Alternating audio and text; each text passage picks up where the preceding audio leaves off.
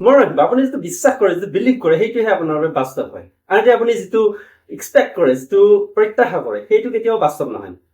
আপুনি যিকোনো ভৱিষ্যতে হ'ব বুলি যিটো অনুমান কৰে, বেয়াই হওক ভালেই হওক, সেইটো কেতিয়াও নহয়। ধৰি লওক মই ভয় খাই আছো যে মোৰ এইখিনি বিষাই আছে, মোৰ কিডনী বেমাৰ হ'ল চাগে, মোৰ এইখিনি বিষাই আছে, টিউমাৰ হ'ল চাগে, মোৰ এইখিনি বিষাইছে, মোৰ হাৰ্টটো বেয়া হ'ল চাগে, কিন্তু সেইটো কেতিয়াও নহয়। সেইদৰে কোনোবাই বিজনেছ ষ্টাৰ্ট কৰিছে, তেওঁ ভাবিলে যে মই 6 মাহৰ ভিতৰত মিলিয়নাৰ হ'ম, কৰ'ৰপতি হ'ম, তেওঁ হয় জানো?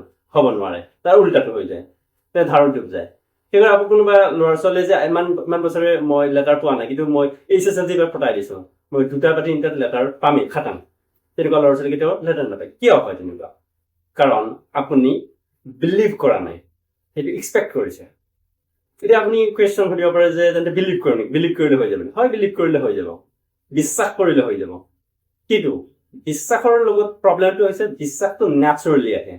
বিশ্বাস আমি ফৰ্চফুলি জোৰ জবৰদস্তি কৰি কৰা বস্তু নহয়।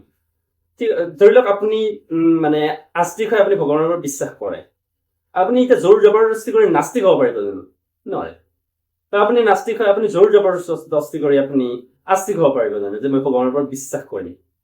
নোৱাৰে। সেইটো বিশ্বাসটো এনেকুৱা, বিশ্বাসটো নেচাৰেলি আহে। 3টা বিষয়ৰ ওপৰত বিশ্বাসটো নিৰ্ভৰ হৈ থাকে। আপোনাৰ পাষ্ট এক্সপিৰিয়েঞ্চ, আপুনি আজিলৈকে কি এক্সপিৰিয়েঞ্চ কৰিছে জীৱনত।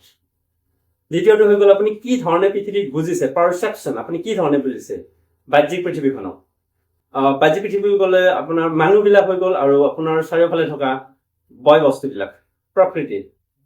তৃতীয় বস্তুটো হৈছে আপোনাৰ চেল্ফ এৱাৰনেছ, আপুনি নিজৰ কেপাচিটি কিমান, আপুনি কোন হয়, আপুনি কি হয়, আপোনাৰ ষ্ট্ৰেংথ কিমান, আপোনাৰ উইকনেছেছ কিমান, আপোনাৰ দুৰ্বলতা কিমান, আপোনাৰ মানে ভাল গুণ কিমান, সেইবিলাক আপোনাৰ লিমিট কি, সেইবিলাক আপুনি জানে ন।